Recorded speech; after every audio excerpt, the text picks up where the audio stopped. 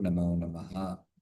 Namo Vishnupadaya Krishna Preshthaya Bhutale Srimate Bhakti Vedanta Swaminiti Namine Namaste Saraswati Deve Gauravani Pracharine Nirvishesha Shunyavadi Paschatya Deshatarine Jai Shri Krishna Chaitanya Prabhu Nityananda Shri Advaita Gadadhar Shivas Adi Gaura Bhakta Vrinda Hare Krishna, Krishna Krishna, Hare Hare, Hare Ram, Ram Ram, Hare Hare. Hare Krishna. Thank you very much for joining. And I know for some of you it's Sunday morning, for some of you it's Sunday afternoon, some of you it's Sunday evening. So, but it's Sunday, so you have taken time off. Grateful to all of you, and very, very happy to see also all of you on time. When I say see all of you, I mean that I'm able to see all of you by not by this eyes, but the eyes of my heart, because some of you have kept your videos on, which I'm grateful to all of you. Okay, let's continue. We have been discussing Bhagavad Gita, 108 important shlokas.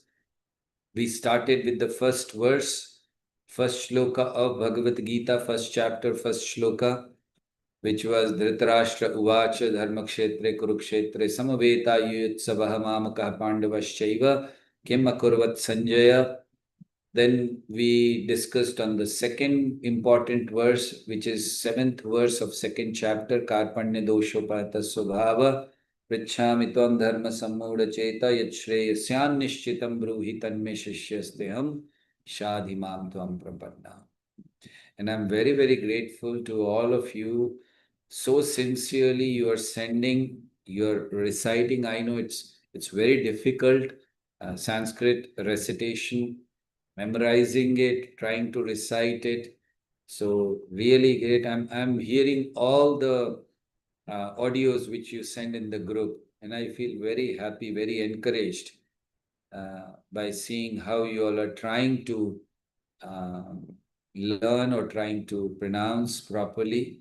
So thank you very much. Today after the session, I would like to hear from some of you either Dharmakshetre or Karpanya Dosho, whatever is convenient for you. So kindly be ready, not now, after the session.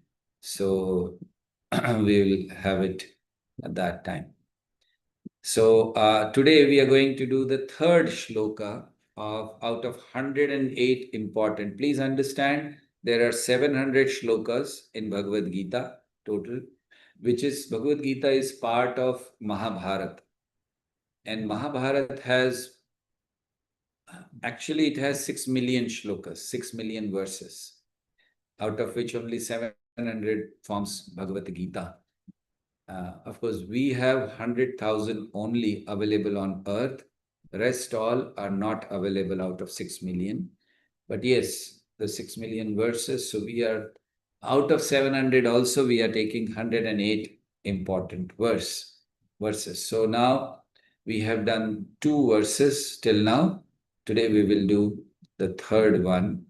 Third most important verse of Bhagavad Gita. So it's here on your screen, and I will recite. Those of you can also recite in your mind or loudly also, because anyway you're on mute and we will not hear. So you can do that. So this is 11th verse of second chapter. Shri Bhagavan Vacha Ashochananvashocastvam Pragyavadamscha bhashase Gatasumscha Nanushocanti Pandita. This is the one. I'm going to recite one more time because throughout the week you all are going to try it out. Shri Bhagavan Vacha Ashochananvashocastvam pragyavadamscha bhashase gatasuna gatasumscha nanushochanti pandita. The translation for this goes, the Supreme Personality of Godhead said, while speaking learned words, you are mourning for what is not worthy of grief. Those who are wise lament neither for the living nor for the dead. So, this is Krishna's chastisement. Krishna is beginning to speak Bhagavad Gita. We all know in the first chapter, only Arjuna was speaking.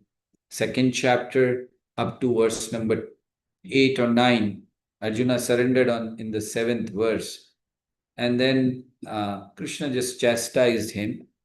And now he is speaking the words. In fact, he's beginning to speak Bhagavad Gita.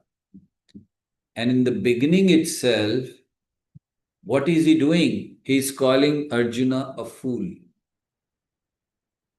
He's saying, you are a fool. Why?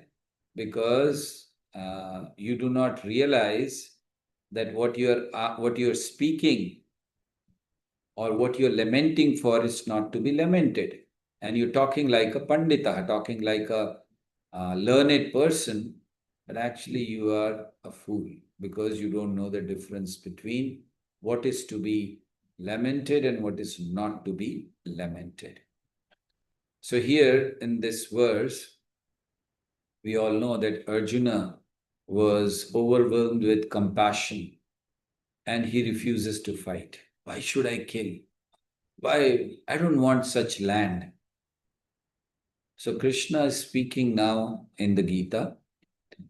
In fact, this verse, this shloka, is the first slap of reality on Arjuna from Krishna. Krishna begins, you can say, by slapping Arjuna. It's a first slap of reality. Why? Because here it is awakening for Arjuna. Arjuna was thinking that, okay, I'm speaking such thing, I'm right, I cannot do this, I cannot kill people, what will happen? And Krishna just slaps him. Not literally, but with the words. Because he's saying that you do not know what is to be done, what is not to be done. You're lamenting, you're not supposed to lament for the living nor for the dead. So this Bhagavad Gita, please understand, it doesn't begin with love. It begins with a wake-up call. He's telling Arjuna, you're supposed to wake up. What are you doing? Panditaha, you're thinking yourself a big learned person, very wise person, but you don't even know what to do. So it's a wake-up call. So we also, in our life, many times we get wake-up call. We are so absorbed in our worldly duties. We are so absorbed in our day-to-day activities that we don't even realize that we need to look for something beyond, something higher. And that is why a wake-up call is required. Now people may say, I haven't got a wake-up call till now in my life. So why should I run after spiritual life? Why should I go to spiritual life and go to some guide and take some guidance? No, please understand, there have been so many wake-up calls. The inevitable sufferings which we have throughout our life is nothing but a wake-up call. Birth, old age, disease, death, confront everyone, regardless of your status in your life. So these are like alarm bells reminding us that this material life is not your permanent home.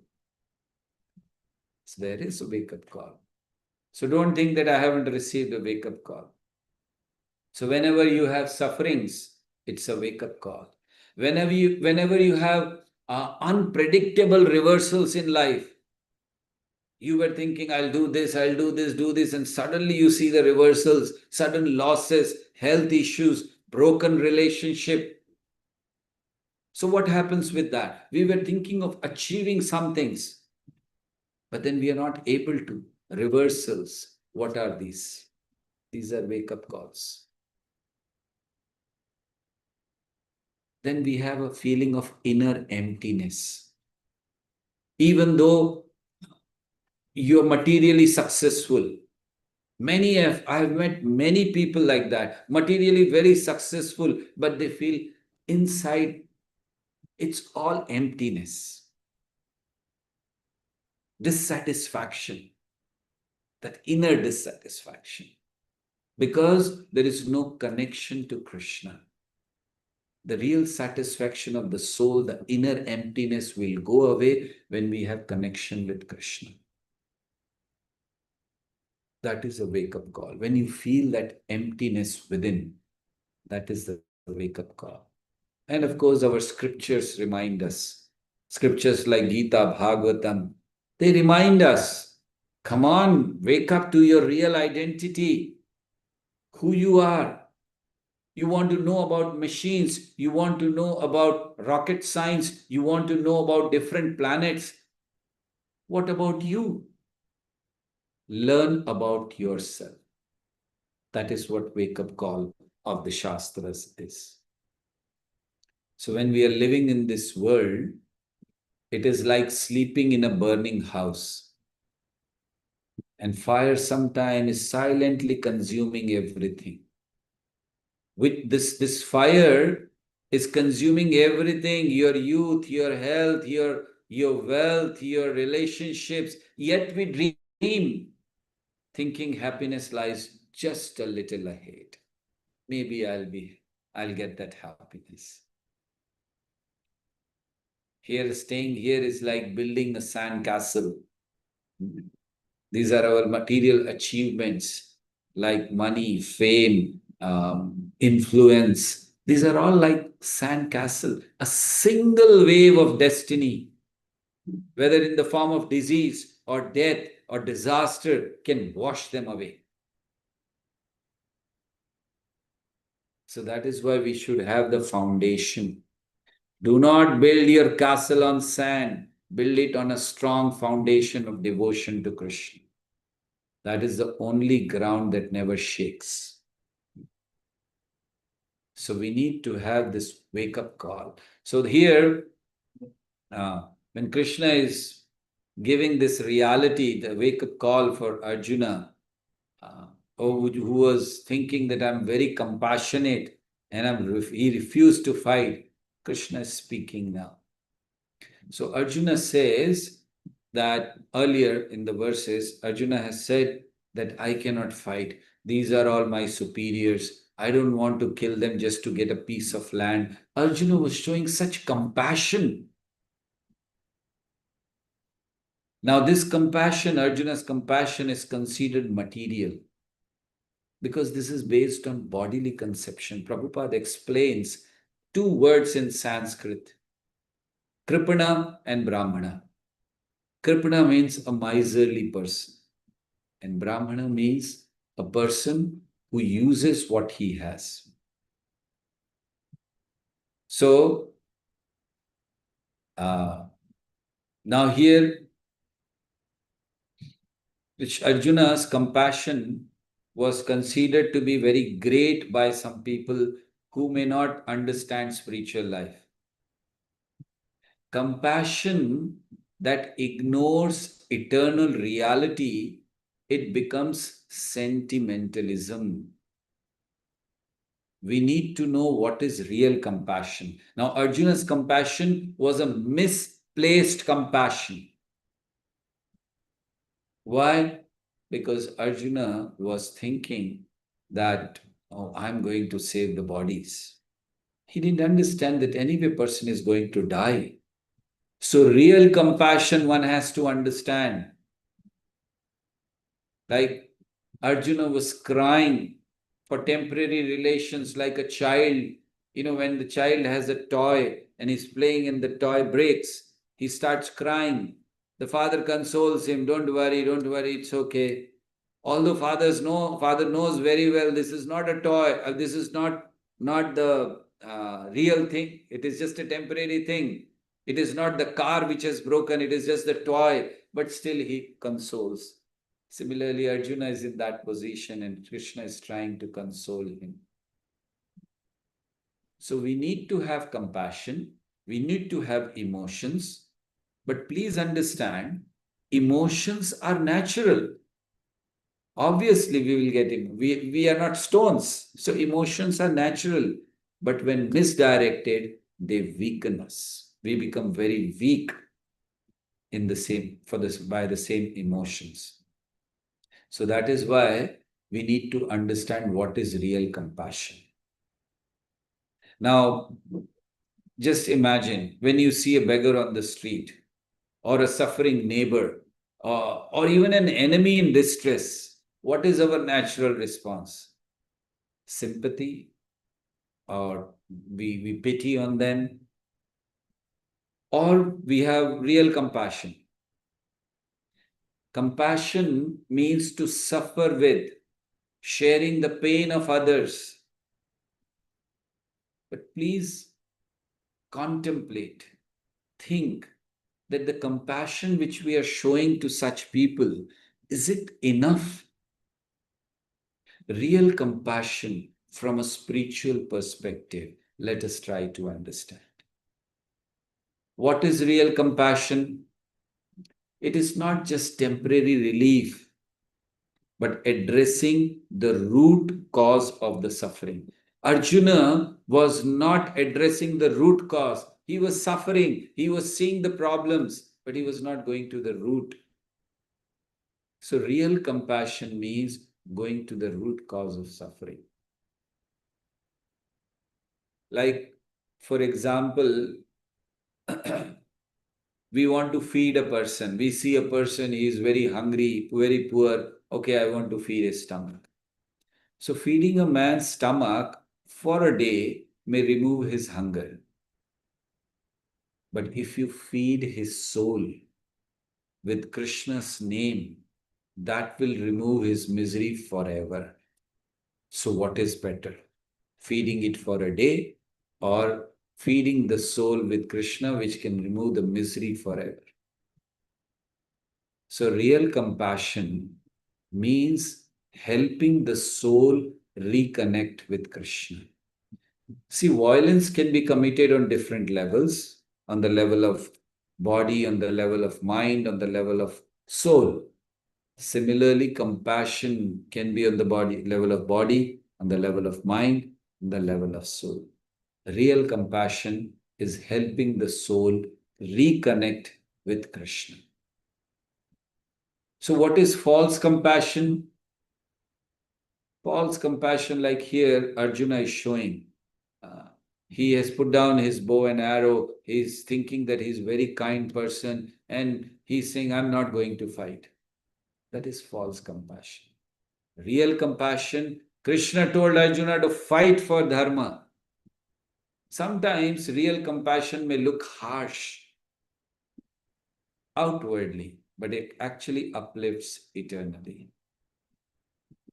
So, like if your child is sick or he wants to take some junk food, you may deny. You may outwardly look very harsh, but that is your real compassion. So the purpose should be to develop real compassion, not like this false compassion of Arjuna. And how do we develop real compassion? We develop real compassion when we hear about God from scriptures. Because compassion begins when you purify your heart. If your heart is not purified, your compassion will be just a show off. So purify the heart by hearing, by chanting, by connecting to Krishna. Then our compassion, if we do not do this, if we are not purifying our heart, we are not connecting with Krishna, compassion is very, very limited, or I should say just a show off. But when we do the hearing and chanting, we connect to Krishna. Our heart becomes purified. And in that purified heart, real compassion comes. So ways to develop real compassion is by hearing and chanting, by serving others spiritually. We can give them some nice spiritual books. We can share with them some good kirtan. We can give them some counseling if they need at that time. We can give them some spiritual wisdom. This is how we develop compassion. So please understand, in India, we have a saying, roti, kapda aur makan. I don't know how many of you have heard this. It's roti, kapda aur makan means the need is what? Your food, your clothing, and your housing. So roti means food, kapda means clothing, and makan means housing. So they say that if you can provide roti, kapda, or makan, that is the real compassion. But real compassion is not just giving roti, kapda. So real compassion is not just giving roti, kapda, makan. It is giving naam, bhakti, or gyan.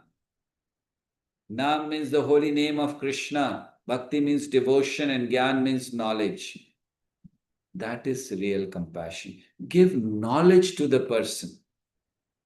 Don't give him something temporary by which he'll again be in trouble. That is real compassion.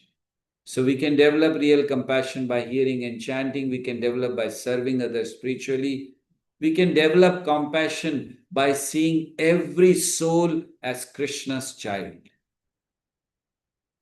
When you see every soul as Krishna's child, automatically the compassion comes.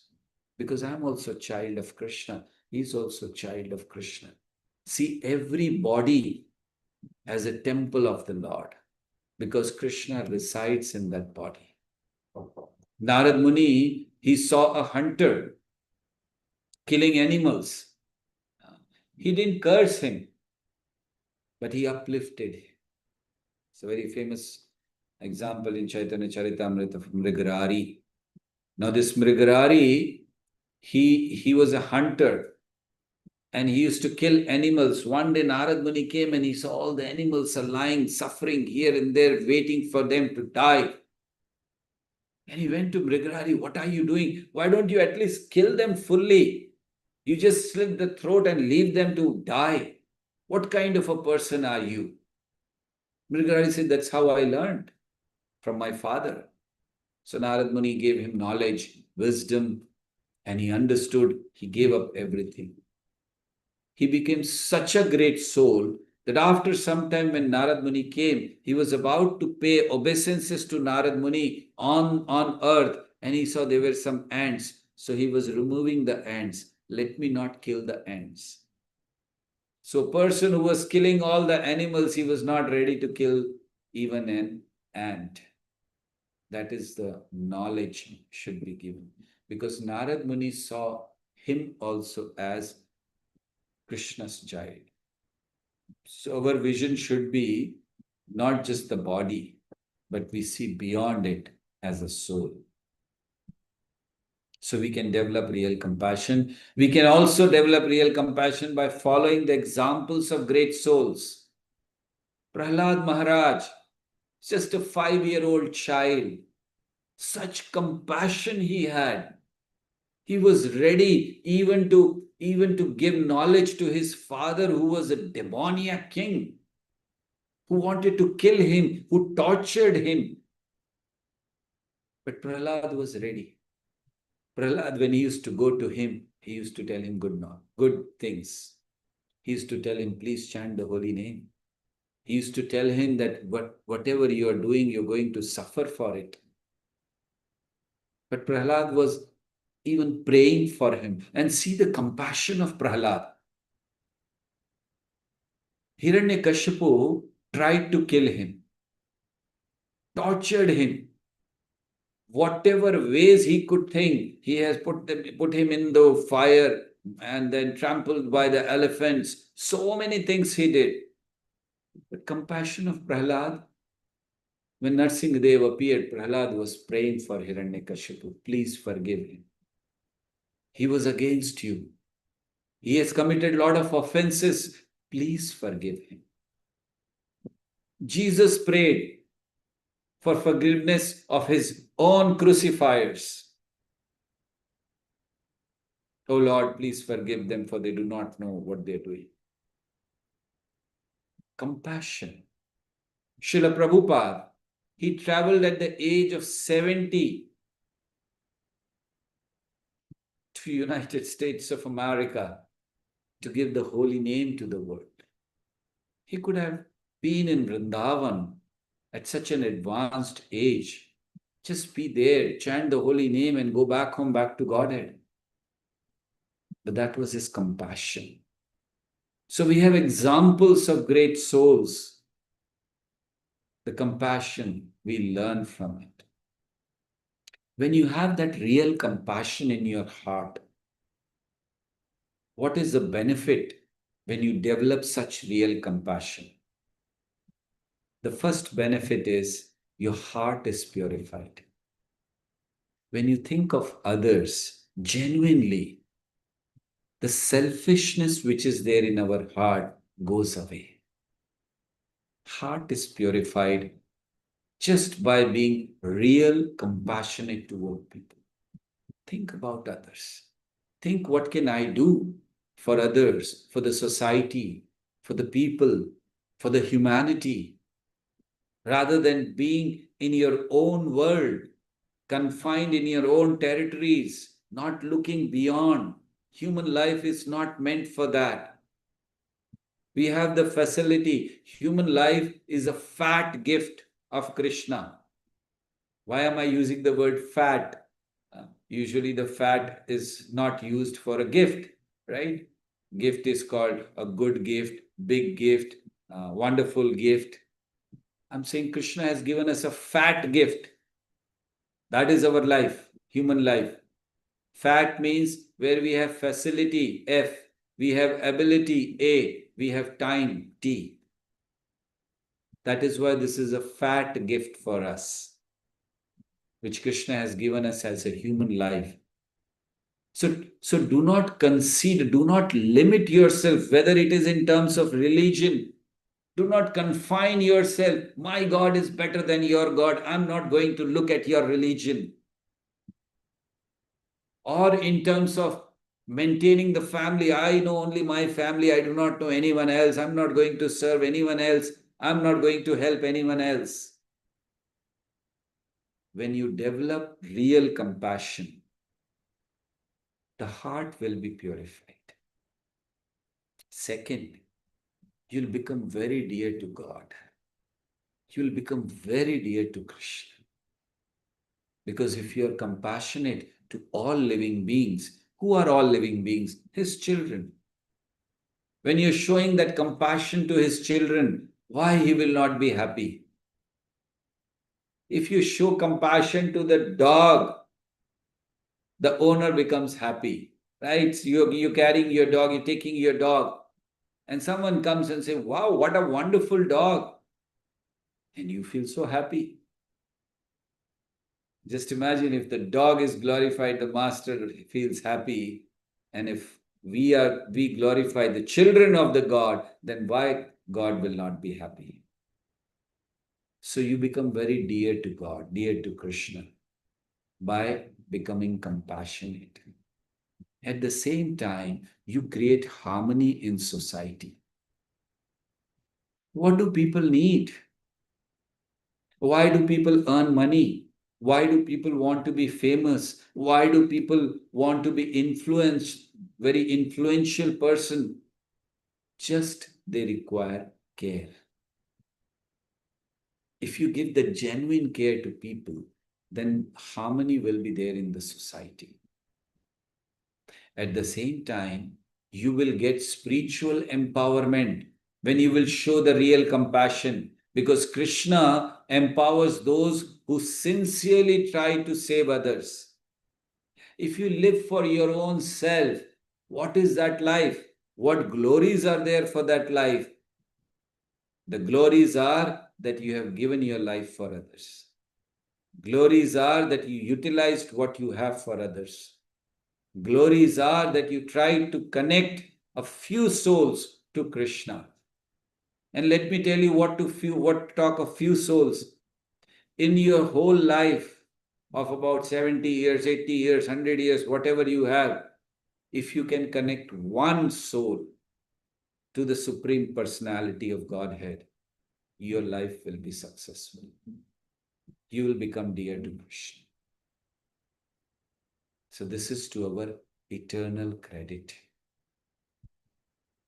Please understand, when we carry Krishna's compassion to others, Krishna carries us back to Godhead.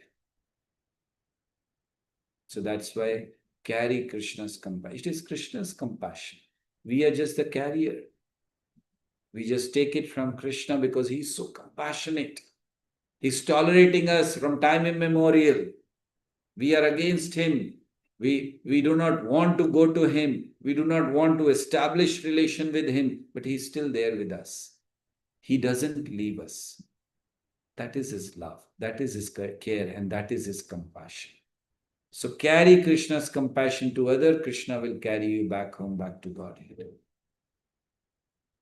So that is why to develop this, try to develop this real compassion. Make your daily prayer to the Supreme Lord, to God. Oh my Lord, make me an instrument of your compassion.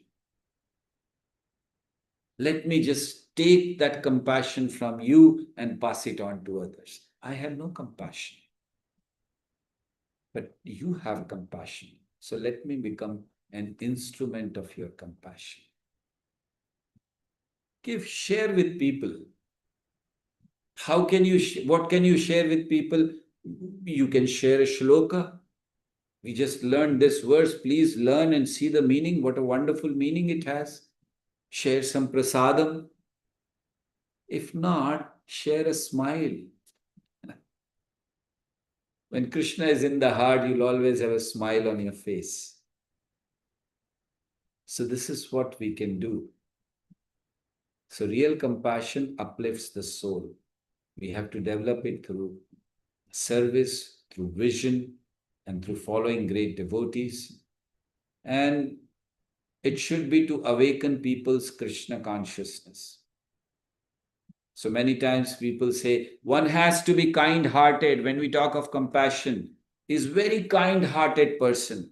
Let us strive to be not just kind-hearted, but Krishna-hearted.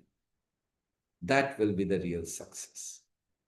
So Arjuna, Krishna is saying, Arjuna, Ashochananvashochastvam pragyavadansh bhasase. Pragyavadansh means you're talking like a big philosopher, Arjuna, but then you're acting in ignorance. So very nicely in this verse, you see how Krishna is saying, Pragyavadansha bhashase, talking like a big philosopher, you're a great person, you have a lot of knowledge, but then you don't have wisdom. Pragyavadansha bhashase, gatasuna gatasun shananu shochanti pandita. You don't even know when to lament and when not to lament. So Krishna is giving difference between knowledge and wisdom. A very important thing in this shloka, when he's talking about you are a Pragyavadansha, you're a very highly learned person, Pandita. See, Krishna sometimes chastises. Now just imagine, whom is he chastising? He's chastising Arjuna, the most powerful warrior on the earth. And he's telling you are a fool. How will one feel? Okay, let me tell you, forget about Arjuna, one of you. You come to me and say, oh, I'm so distressed, I'm so disturbed, I cannot think of it. Please tell me what should I do? And the first thing I tell you is you are a fool. I'll tell you, you'll never come back to me. Right? If I tell you, okay, you're a fool, just get lost. You'll say, I'll never go to him. I went to him with such problems in my heart and I was sharing with him, and he says, you are a fool. Krishna does the same thing. But Arjuna accepted because Arjuna knew he's telling me this out of compassion, not out of ego, not out of pride. He's telling me out of compassion. When you have that love, when you share that bond, even if the person is telling you something which may hurt you, but you accept it because you know this person cannot go against me. That is called trust. That is called love. So Arjuna was saying, Pragya, Krishna says, Pragya Vadansha Bhashase. You're talking like a philosopher, but acting in ignorance. So what was Krishna saying? You have knowledge, but you don't have wisdom. Now you may think, oh, both are same.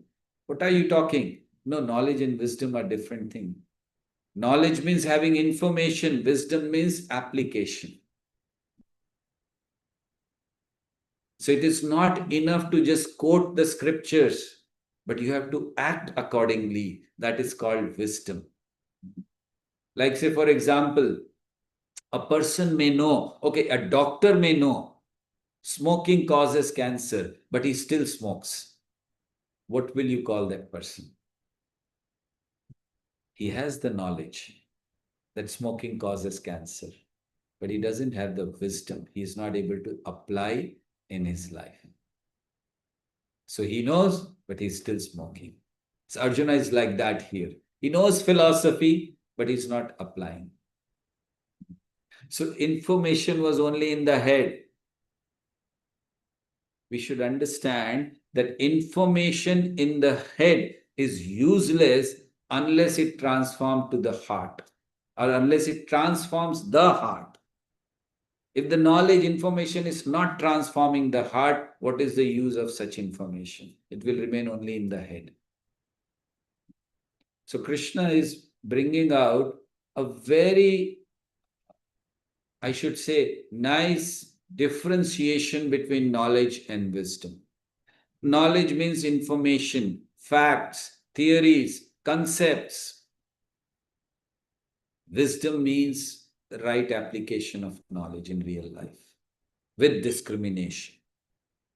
So we can put it like this: knowledge means it is what we know, and wisdom means it is how we live what we know. You have to live what you know. That is called wisdom. Like, say, for example, let me give you an example. Knowledge means knowing that tomato is a fruit. And wisdom is knowing not to put it in a fruit salad. So tomato can be in a vegetable section also and can be in a fruit section also, but we don't put it in a fruit salad. So from scriptures, if we see, when we talk of knowledge, Krishna gives knowledge in Bhagavad Gita, but then he tells in the 9th chapter, we are going to, one of the 108 verses will be that also, where he says, Gyan Vigyan Sahitam Yad Gyatva Mokshase Shubhat. Don't just have the information, application is also important. Gyan means theoretical knowledge. Vigyan means realized knowledge or practical application. So, this is very important. So, we need to understand the difference between knowledge and wisdom. Knowledge fills the mind, wisdom guides the heart. Knowledge is learned, wisdom is lived. Knowledge is transformation, knowledge is information, and wisdom is transformation. So we need to cultivate wisdom, not just knowledge, of course, knowledge and wisdom. So, how to cultivate wisdom? How do we cultivate wisdom? Number one, by experience. As they say, experience is the greatest teacher. So we learn from our mistakes. So now we are cultivating wisdom, not knowledge. We have already understood the difference between knowledge and wisdom. cultivate wisdom by experience. Means learn from your mistakes. We do a lot of mistake, and that is human tendency. We will continue to do the mistake. But we should learn and go ahead. Never repeat the mistakes. So by experience, we cultivate wisdom. Second, by reflection. Whenever we learn something, think deeply about it. Like in Bhagavad Gita, we learn we are not this body, we are soul. We are part and parcel of Krishna. Our duty is to serve the Lord. Our duty is to serve everyone. Reflect upon it. Think deeply what we have learned. We will cultivate wisdom. Third way of cultivating wisdom is by guidance. Take shelter. Accept a mentor. Accept a guide.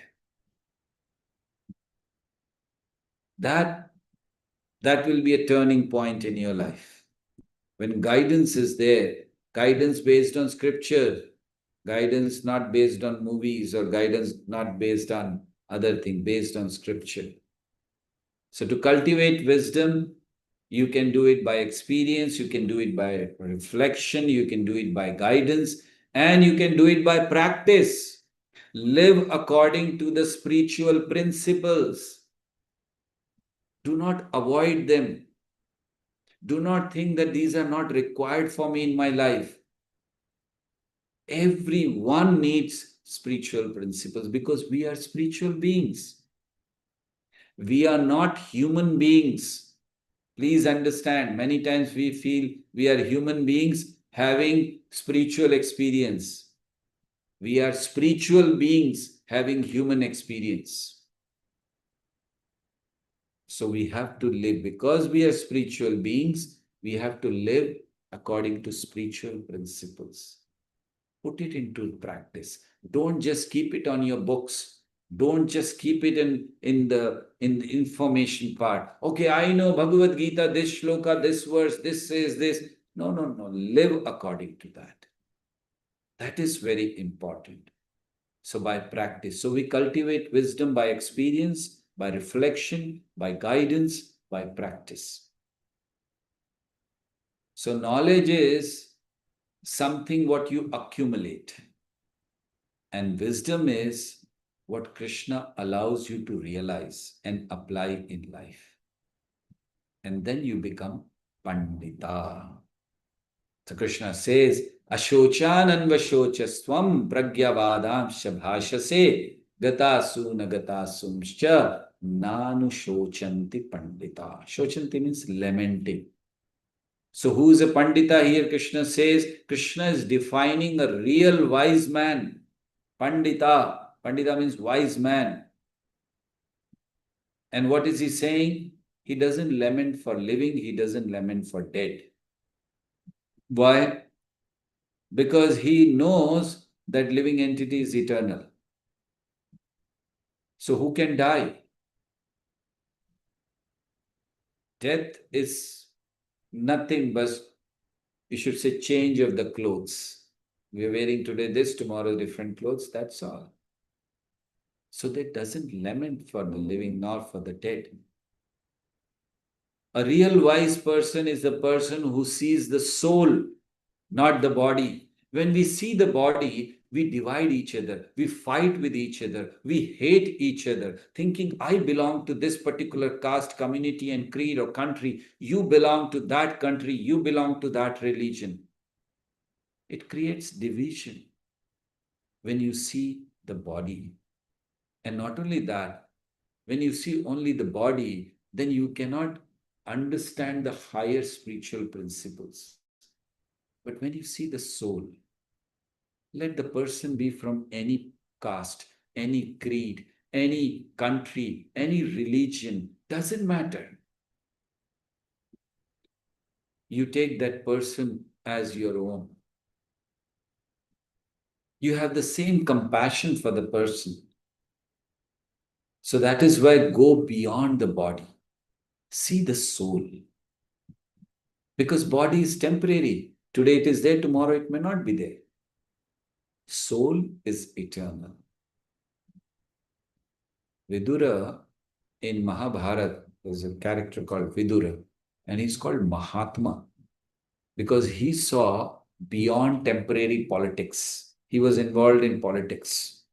So he could see what is the future, and he was guiding accordingly to the Yudhishthir.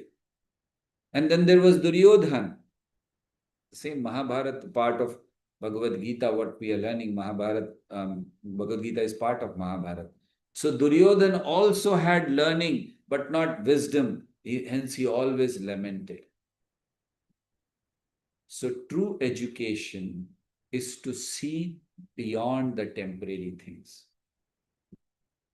True education doesn't mean getting some degrees. A degree will make you literate. You won't be called illiterate person. So degree will make you literate, but wisdom will make you liberated. So what is good? To be literate and be here, or to be literate and be liberated also.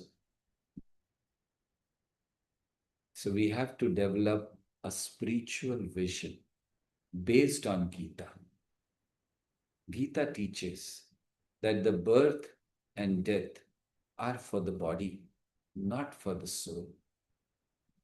So this vision will free us from misplaced compassion, misplaced grief. When you know the soul is eternal, death is not the end. It is just a change of address. In your last life, you had an address, Mumbai, India. This life you have address, Texas, Dallas. So death it's not an end. It's just a change of address. So we have to apply these principles, this knowledge. As I said, application is more important. So how to apply? When you're facing losses in your life, face loss with wisdom. Remember, everything is temporary. Soul is eternal. When you have fear, overcome fear by understanding that soul never dies. Why fear? Help people awaken spiritually. Show them real compassion. That is all. Then only will become a wise person.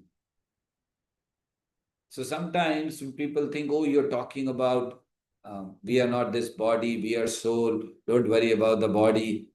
Isn't it making us heartless or hard-hearted? So it is not like that. Spiritual wisdom doesn't make us heartless. It makes us clear-hearted. Or rather, I should say, spiritual wisdom doesn't make you hard-hearted. It makes you clear-hearted. And what is required for us at this moment is purity. What is required for us at this moment is real compassion, the wisdom. So Krishna is beginning this Gita by dismantling Arjuna's illusion. This verse 2.11 sets the foundation, wisdom, not lamenting over temporary thing. It is setting the foundation of Bhagavad Gita, which Krishna is going to speak now. So what is our duty? We have to rise above sentimental things. We have to embrace the eternal truth. So if you want to be fearless in life, learn to see beyond death. Because when you don't see beyond death, you're always fearful. This is the beginning of Bhagavad Gita wisdom. We are all trying to learn from Bhagavad Gita. We are all trying to become wise, not just knowledgeable. So this is the beginning, that if you want to be fearless in life, learn to see beyond death. Bhagavad Gita begins with such information. So Krishna has taken the role of a spiritual master, a guru, because that is what in the 7th verse last time when we discussed Karpanya Doshopahata Svabhava, Arjuna said, I'm your disciple. Shishyaste ham shadimam tvam prapanna. I'm your disciple. Please guide me. What is good for me? And what is for long term, what is good for me? So Krishna has taken the position of a spiritual master. And what is the duty of a spiritual master? To show the mirror. First thing, oh, you think you're very great? Oh, you think you're very knowledgeable? Oh, you think that you know everything? See yourself in the mirror. So that is what Krishna is doing. He's doing his duty as a spiritual master, showing the mirror to Arjuna so that he understands his position, that he's not a wise person, he's not a pandita. The Krishna begins with chastising. Krishna begins because sometimes a guide, a mentor knows what is necessary and he acts accordingly, just for the benefit of the student. And that is what Krishna is doing here, chastising him just for the benefit of Arjuna. And this is the expression of love. When you get spiritual guidance, that is expression of love. When you get spiritual guidance, that is real compassion. Consider yourself very fortunate if you have spiritual guidance with you. If you have someone who's concerned about your real progress, not because he's getting something out of it, just because he's happy that you're getting connected to the Supreme Personality of Godhead. And that will be the real success of us as student, and to develop real wisdom, not just for the namesake. Thank you very much. Hare Krishna, Krishna Krishna, Hare Hare, Hare Ram, Ram Ram, Hare Hare. Do you have any questions or comments before we go on to hear the shlokas from you? Any of you would like to ask something or... Okay, let me ask then. How many of you can recite? I'm not saying by memory. You can see the shloka in front of you, keep the shloka, even if it is not out of memory. But how many of you can recite Karpanya Doshopahata Subhava? I'll be happy to hear. Some of you at least can try.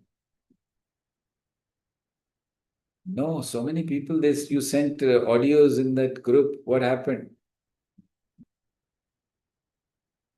Was it recorded through AI or something?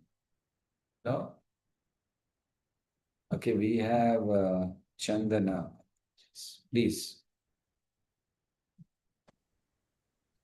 कार्पण्यदोषापहतोषभाव पृच्छामि त्वं धर्मसम्मूढचेतः यश्रेयसं निश्चितं ब्रूहि तन्मे शिष्यस्तेऽहं साधिमां त्वं प्रपन्नम्. Hare Krishna. Very nice. Thank you. Good pronunciation and with confidence. Thank you very much. Anyone else would like to try? Yes, Sanjay, I would like to hear from you. You can unmute yourself so we can hear.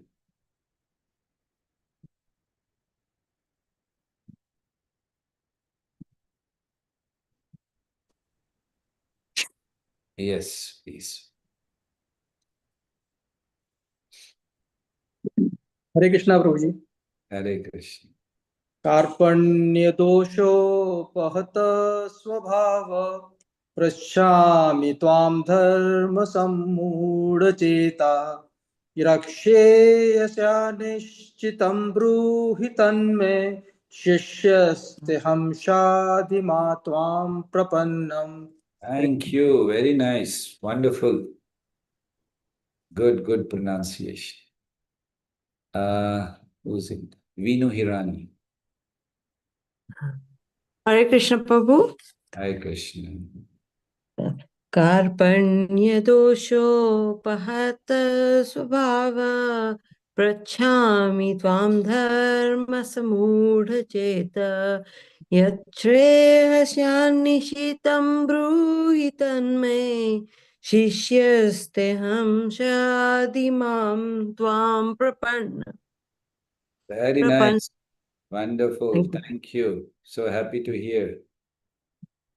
Okay, we have Chitra Mataji. Thank you, Prabhuji. Hare Krishna, Dhanataram.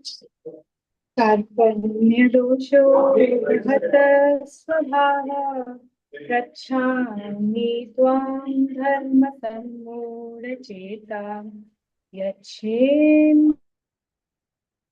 Yachreyasya nishchitam brudi tanme Shishyasteham chadhimam tvam prapannam.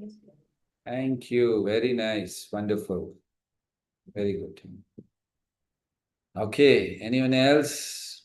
Such a nice shloka, and many of you are. I think I should be very appreciative of the services Raghavi Mataji is doing, inspiring all of you, isn't it? Do you all agree? Putting up messages, inspiring you. Please chant. Please giving half the shloka, again half the shloka. Very nice, wonderful work she is doing. Wonderful seva. Very happy. Raghavi Mataji, would you like to say something? Hey Krishna Prabhuji, I want to say that it's all your inspiration. You are taking your precious time for all of us. So thank you. Thank you. Okay, Vishwanath Prabhu. Hare Krishna Prabhuji, the recitation. Karpanyadosho swahapatha sabhava Prichami tvam dharma samudacetaha Yashreni samruhitanya tanme Sheshayaham sharimam tvam prapanam. Wow, wonderful. Very nice. Thank you, Prabhu. Okay. So I think it's already time. We have started on time. We would like to end on time, but and there are no more. Any of you want to say before we wind up for today? Okay. But please try memorizing, and I'm happy you're sending those small audios. You can try. It will be so nice for all of you to do that. And today's verse also will be shared to you, where you can start memorizing the third shloka. Is it enjoyable to memorize, or is it too difficult? I mean, it's like kind of a torture every week. What is it? Vishwanath Prabhu, would you like to give some comment? Is it a torture or is it enjoyable? It's very enjoyable, Prabhuji, actually, because it gives us a chance to like reflect on the verse throughout the week as well, too. And as you said, wisdom is not just knowing the knowledge, it's to put it in practice. So more we reflect on it, more we can put it into practice. So for me, it's enjoyable. Thank you, Prabhu. And I hope all others are also enjoying it. So thank you very much. We'll see you tomorrow or next Sunday. But then I also understand that every day some of you are taking time off for 10 to 15 minutes for the meditation session, chanting session. And my request is please continue. This is how we'll learn something on Sunday and put it in practice throughout the week. Again, learn something and put it in practice. So please continue to attend those chanting sessions. And yeah, there are some chats here. Okay. I thought some questions may be there. Thank you very much. Hare Krishna, Krishna Krishna, Hare Hare, Hare Rama, Rama Rama, Hare Hare. Hare Krishna.